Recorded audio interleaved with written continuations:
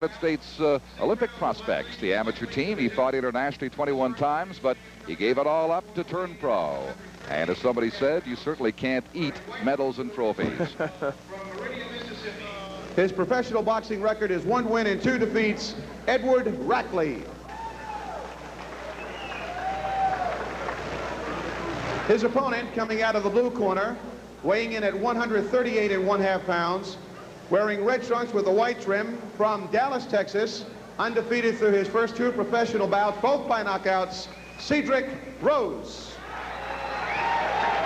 Rose, a young man, I love the line by a writer in Biloxi, Mississippi, when he defeated an East German there while fighting for the United States last November. He's a very mild-mannered young man, Rose is, and he called him the Mellow Rose of Texas. Oh. And here he is in his 3rd professional fight against Rackley, who's into just his 4th. Round 1, it is scheduled for 6, and while that may not sound like a very long bout, it is for a man who's fought all his career as an amateur and ended his first 2 professional fights before the end of the 3rd round, and that's what Cedric Rose did. And we had Cedric on his 2nd pro fight in one of those knockouts against not a great opposition, as it doesn't look like Rackley. Oh, dear. Rackley walked into that and went down briefly, and will take the count of 8 from the referee, Dickie Cole. Now, that Rose fight I alluded to was in Lake Charles, Louisiana, one of our favorite stops on the ESPN trip. And right now, it looks to me like he's going to do away with Edward Rackley as quickly as he has his other opponents. Rackley keeps on coming with those long arms. You talk about throwing a punch from Australia. He's throwing his from some other planet I don't know.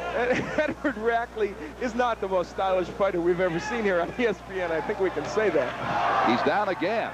That'll be the 2nd count, and that'll be enough for the referee, Dickie Cole. He has seen enough.